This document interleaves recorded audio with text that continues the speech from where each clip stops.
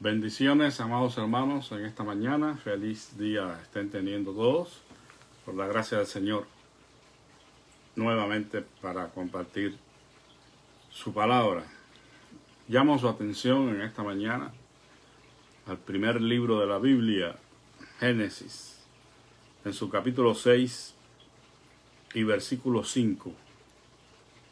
Dice aquí la Escritura: y vio Jehová que la maldad de los hombres era mucha en la tierra, y que todo designio de los pensamientos del corazón de ellos era de continuo solamente el mal. He titulado esta reflexión Continuidad perversa. Todos conocemos la historia de la humanidad desde el principio en que la Biblia comienza a narrarnos cómo sucedió todo, del primer pecado del hombre, el asesinato de Caín con su hermano Abel, y cómo esto fue evolucionando negativamente, porque el pecado engendra pecado. La desobediencia del hombre le costó la expulsión del Edén y las maldiciones pronunciadas por el Señor sobre uno y otro, incluyendo a la humanidad, a la creación. Llegamos al capítulo 6 de Génesis y encontramos aquí un fenómeno, una situación que describe, como he titulado, una continuidad perversa del hombre hacia el pecado, hacia la desobediencia. En este capítulo se nos dice de la siguiente manera, aunque no voy a detenerme mucho en esto, porque esto es un asunto controversial y no es de mucho provecho. Pero dice: aconteció que cuando comenzaron los hombres a multiplicarse sobre la faz de la tierra y les nacieron hijas, que viendo los hijos de Dios que las hijas de los hombres eran hermosas, tomaron para sí mujeres, escogiendo entre todas. Y dijo Jehová: no contenderá mi espíritu con el hombre para siempre, porque ciertamente él es carne, mas serán sus días 120 años.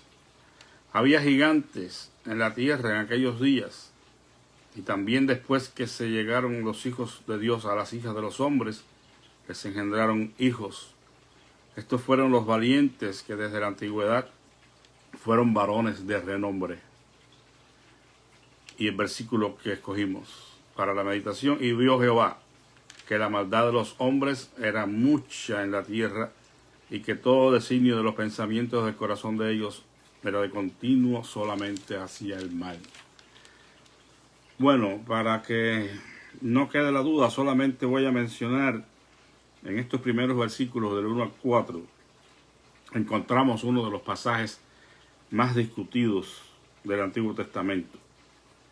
Existen básicamente tres interpretaciones principales acerca del significado de estos versículos, donde dice que los hijos de Dios se llegaron o tuvieron relaciones sexuales con las hijas de los hombres. Bueno, la primera interpretación de esto es que los hijos de Dios representan la línea de Set, el hijo de Adán, y las hijas de los hombres, la línea impía de Caín. Esos matrimonios condujeron a la apostasía, a transgredir y pecar. O sea que la primera interpretación era que eran los hijos de Set y las hijas de Caín, los dos hermanos, hijos de Adán, y que uno representaba la línea de los justos, que es los descendientes de Set, y la línea de los impíos, los descendientes de Caín. Otra interpretación es que los hijos de Dios eran reyes poderosos que practicaban una poligamia impuesta. Tomaban para sí mujeres, escogiendo entre todas y llevando a otras prácticas malvadas. Y una tercera interpretación es que los hijos de Dios son ángeles caídos que habitaron con mujeres humanas las hijas de los hombres, y tuvieron hijos que fueron tiranos. Bueno, vale decir que la interpretación más probable es que los hijos de Dios eran ángeles caídos. Este es el punto de vista de los expertos judíos y el que mejor explica el texto. Bueno, hay algunas objeciones, pero definitivamente esa es la más creíble. Pero bueno, a nosotros lo que nos interesa aquí es ver que de una manera u otra, cualquiera que sea la interpretación, hay una continuidad creciente hacia el mal, según el versículo número 5 que leímos. Que vio el Señor la maldad de los hombres, que era mucha en la tierra y que era de continuo sus pensamientos hacia el mal solamente. Es decir, que se produjo una degradación total en la humanidad al punto de que no había más que la inclinación y el deseo a ir en contra de los designios y los mandamientos del Señor. Era de continuo al mal. Y como bien pues he titulado a esto una continua perversidad, yo creo que todos estaremos de acuerdo en que hasta el día de hoy esta historia se repite. Como es que una vez que el hombre pecó, todo lo que sucedió fue que la corrupción fue creciendo, la inclinación a la desobediencia a la ley de Dios también se incrementó. Y llegó el momento en que el Señor dijo que ya era demasiado este asunto de la maldad del hombre y decide, o se arrepiente, dice el versículo 6, y se arrepintió Jehová de haber hecho al hombre en la tierra y le dolió en su corazón. Y dijo Jehová, raeré de sobre la faz de la tierra a los hombres que he creado, desde el hombre hasta la bestia, y hasta el reptil, y las aves del cielo, pues me arrepiento de haberlos hecho. Bueno, este es un lenguaje complejo cuando se dice que se arrepintió el Señor. De hecho, pues tiene un nombre en la teología. Los teólogos, cuando hablan de este tipo de lenguaje, ellos lo denominan antropopático. Y esto lo que quiere decir es que se describe al Señor teniendo emociones humanas. Y sabemos que eso es algo relativo. En otros lugares de la Biblia dice que Dios no es hijo de hombre para que mienta o se arrepienta. Sin embargo, aquí se nos anota de que se arrepintió. O sea, en realidad, como lo traduce también el mismo versículo aquí, no sé si en otras versiones, dice, y le dolió en su corazón. Lo que intenta comunicar el escritor bíblico es que hubo un inmenso y profundo dolor en el corazón de Dios al ver a sus criaturas ir de continuo al mal, desatendiendo a sus leyes, a sus mandamientos, al estilo de vida que él había propuesto desde un principio. Y desde ese punto de vista es que debemos entender el texto. Es el dolor en el corazón de Dios, si es que lo podemos describir sintiendo, teniendo emociones humanas de alguna manera al Señor, pudiéramos decir que fue una gran decepción que él sufrió a lo que él esperaba que sucediera en su creación y con sus criaturas, por excelencia la raza humana. Pues hubo en Dios una profunda decepción, si lo podemos entender de alguna manera, atendiendo a Dios, sintiendo o teniendo emociones humanas. La realidad es que, amados hermanos, independientemente de estos asuntos teológicos, de que quiénes eran los hijos de Dios y quiénes eran las hijas de Dios, si se puede Dios o no arrepentir, había un hecho que fue demostrable, que es palpable y que la Biblia nos dice, y es que los designios de los pensamientos del hombre eran de continuo el mal. O sea, que no había solución posible para las malas decisiones que habían tomado los seres humanos de pecar y desobedecer al Señor. Al punto que llevó a Dios a decir, pues no me queda otro remedio que destruirlo todo. Afortunadamente, y esta es la parte positiva, esperanzadora,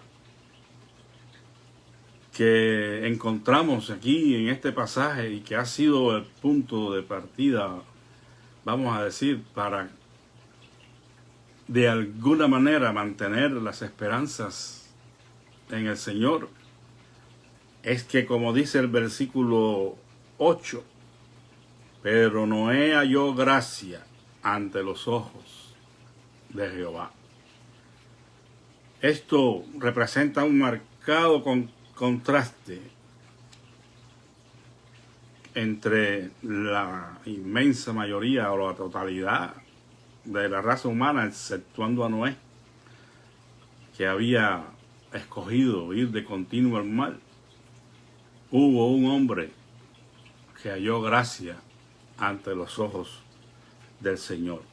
Y aquí reside toda la esperanza de la historia humana que iba a seguir a esos días. Porque de no haber existido un hombre y una familia que por la gracia de Dios se apartaran de la maldad de su tiempo, el nuevo comienzo no habría sido posible. Porque Dios hubiera eliminado a todos. Sin embargo, la sola presencia de un hombre y una familia que eran temerosos del Señor hizo posible un nuevo comienzo. Y por eso alabamos al Señor. Porque nunca ha faltado un hombre, al menos, un justo, por el cual Dios mantuviera sus pactos y sus promesas. Y la historia la vemos repetida después, cuando el Señor quiso destruir las ciudades de Sodoma y Gomorra, y el Señor tuvo un diálogo con Abraham y se trataron de llegar a un acuerdo por si había alguna cantidad de justos, Dios no destruiría la ciudad. Desafortunadamente aquí el juicio era más regional y no había los justos suficientes y las ciudades fueron destruidas. Pero siempre se salvó Lot y su familia. Bueno, parte de ella. Yo creo que la fidelidad de Lot hizo posible que él pudiera salir de Sodoma y Gomorra, y su familia o su mujer hubiera corrido la misma suerte si no hubiera desobedecido la orden del Señor de no mirar atrás. Ahora, más allá de Noé, más allá de Lot, la esperanza de la humanidad, aunque ha sido de sus pensamientos igual de continuo al mal, la esperanza no se ha perdido. Porque todavía hoy hay un justo, el justo entre los justos, el más justo de todos, nuestro Señor Jesucristo, que dio su vida para que todos los que de alguna manera habíamos estado caminando en pos de los designios de nuestro corazón, detrás de nuestras maldades, de nuestros pecados, todos nosotros que hemos creído en el unigénito Hijo de Dios y nos hemos arrepentido de nuestros pecados, tenemos esperanza. Y también quizás haya alguien que todavía no está caminando con Dios por medio de nuestro Señor Jesucristo. Quiero que sepa que si sus pasos han ido fuera de los pasos de Jesús, siempre han sido pasos hacia el mal. Usted pudiera ser contado entre la lista de hombres y mujeres honorables de este mundo, porque definitivamente no creemos que todos son pecadores en el nivel de los más terribles pecados inmorales, porque a veces asociamos el pecado con esos hechos aberrantes, esos hechos escandalosos. Y si alguien es tildado de pecadores porque es un asesino, un perverso sexual, un corrupto en toda su expresión de la palabra, y pensamos que si alguien es una persona normal, que no comete grandes y escandalosos pecados, que está dentro del denominador común de todos los seres humanos, que tiran sus canas al aire, que dicen sus mentiras blancas, pues esos no son pecadores, esos no van a tener problemas. Quiero decirles, estimados oyentes, que el pecado más grande que una persona puede cometer es desatender el llamado de Dios a la fe y al arrepentimiento en Cristo Jesús. Si rechazamos a Cristo, si no reconocemos nuestra condición de pecadores y nos humillamos, podemos ser las personas más decentes del mundo, pero estamos perdidos. Por eso necesitamos poner nuestra confianza en Jesucristo, pedir perdón, humillarnos bajo la poderosa mano de Dios para que Él nos pueda exaltar, y cambiaremos una vez más la historia de Génesis 6 y versículo 5. Porque los designios, al menos de su corazón y del mío, no estarán de continuo al mal, sino que estarán en pos de agradar a Dios, de hacer su voluntad. Y eso siempre traerá la bendición para nosotros en este mundo y también la esperanza de la vida eterna. Así que les invito, si no lo ha hecho, hoy es el día de salvación. Hoy es el día de recibir a Jesús en su corazón y de pedir perdón por todos sus pecados y pedir a Dios que haga de usted la persona que Él quiere que sea. Que Dios me los bendiga y que cobremos ánimo porque todavía hay esperanza. Si oyieres hoy, dice su voz, no endurezcáis vuestros corazones.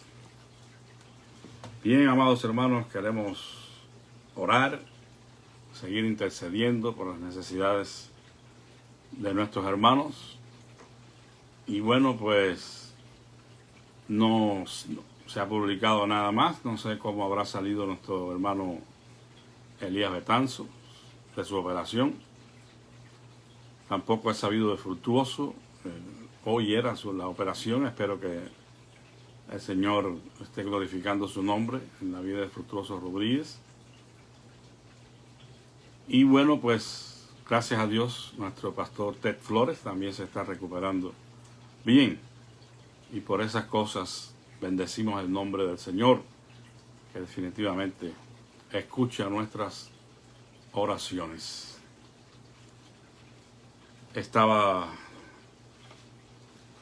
No sé si estoy olvidando alguna petición de las últimas que se me han dicho, pero si hubiera alguna petición, el Señor sabe cuál es y vamos a orar por todas para que Él tenga compasión de nosotros. Te damos gracias, amantísimo Padre, en esta mañana, porque siempre ha habido, Señor, algún justo por amor al cual tú has revertido, Señor, muchos de los decretos funestos sobre la tierra. Y aun cuando en los días de Noé tuviste que destruir la tierra, Señor, mediante el diluvio, tú pudiste preservar a esta familia justa y a la creación, Señor, a través de aquellos animales que entraron en el arca.